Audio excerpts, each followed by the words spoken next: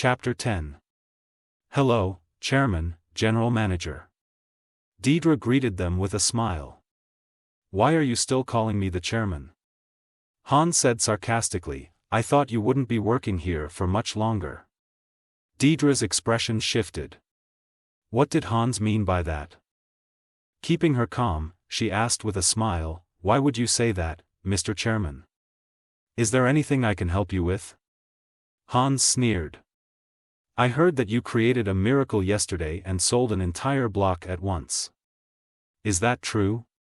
Deidre chuckled. I have to correct you there. Chairman. I wasn't the one who closed the deal. It was a new employee, Rue Sanders. Hans scoffed, I don't care who actually sealed the deal. I just want to know if it's true. Deidre smiled. Of course it's true. I'll show you the paperwork at once. Hans laughed. Sure. You do that. He thought to himself, let's see what tricks you have up your sleeve. There was no way she could fake it. As long as the money did not reach their accounts, he could call her bluff in an instant. That was why Hans had already made up his mind. He would not look at any of the other documents Deidre had prepared. He would just check if the money had been transferred into their account. If not, then, she was definitely running a scam. In that case, he would fire both Deidre and Ron in a heartbeat. Soon enough. Deidre returned to the office with the documents in hand. Hans took the file and flipped to the last page. When he saw the transfer amount of $4.3 billion, he was instantly gobsmacked. Call the accountant. I want to check the accounts, he immediately ordered. It was obvious that he did not believe the figures written on the paper. Only by checking the company's accounts for the $4.3 billion transfer could he prove that Deidre was telling the truth.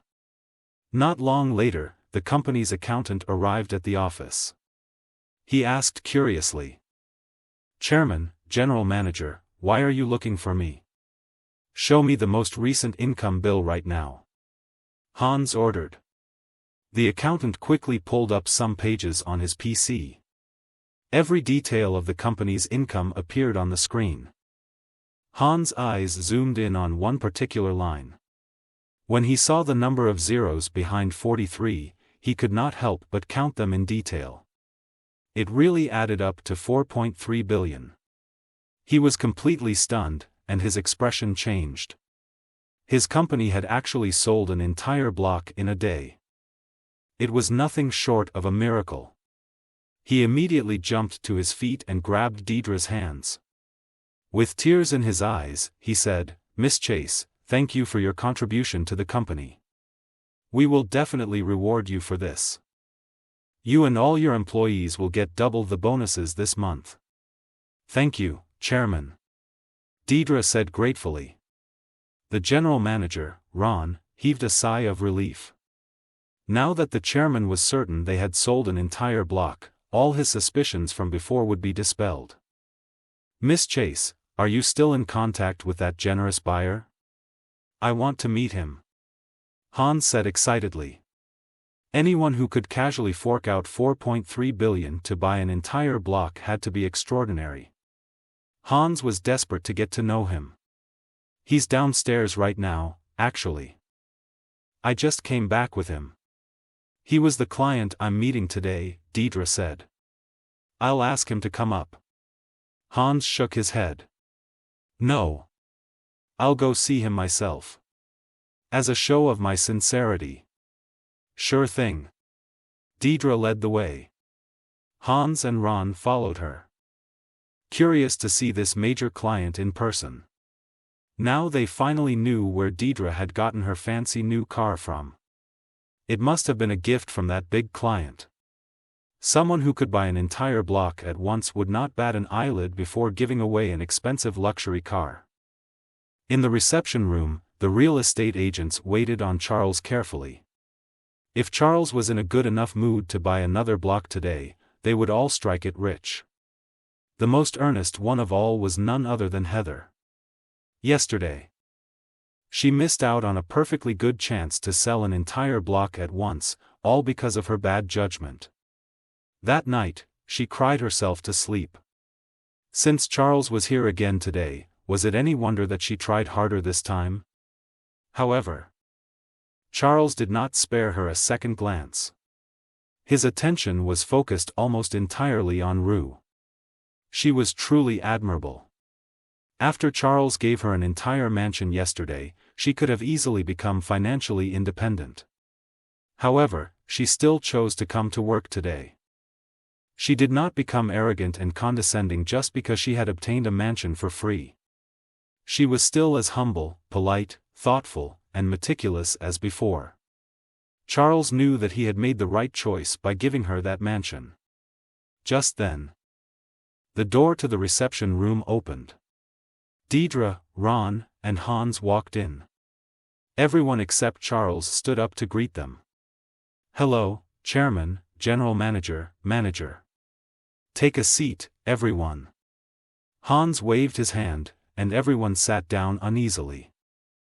Hans and Ron immediately focused their gazes on Charles. Is he the tycoon who bought an entire block yesterday? He's exactly as dignified and extraordinary as I imagined. Every move he makes exudes a noble aura. Hans and Layla praised Charles inwardly. Charles's temperament had changed drastically since yesterday. It was not just because of his clothes, either. After giving Deidre the luxury car, he had gained another 20 sincerity points.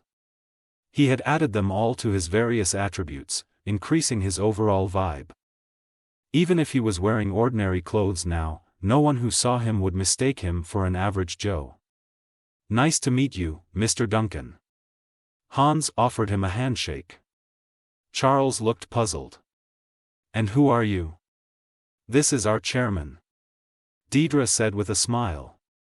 "I see. Nice to meet you, Mr. Chairman." Charles shook his hand calmly. He was sitting while Hans was standing, so they were at different heights.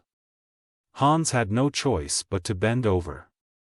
He looked almost comical, but Hans' expression betrayed no dissatisfaction.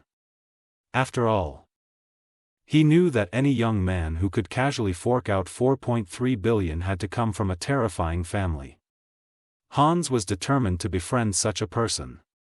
"Oh, please don't be so formal. You can just call me Hans," Hans said with a laugh. "That wouldn't be appropriate," Charles said mildly. "I heard that you have something to discuss with Deidre. Has the matter been resolved?" "I'm still waiting for her to show me the property." "Of course it's all taken care of," Ron interjected. "From now on, Miss Chase will be your personal liaison. If you have any requests, feel free to ask her." "Good, don't mind if I do." Charles stood up and turned to Deidre. "Let's go." Deidre nodded and was about to leave with Charles when Hans' phone suddenly rang. It was another shareholder of the company, Logan Chance. "Hans, there's a problem with our funds. The previous client was a swindler who ran away with our money," Logan said anxiously on the other end of the phone. "What the hell? That's 20 billion at stake. If we lose so much money at once, we'll lose our liquidity. The company could go bankrupt in an instant."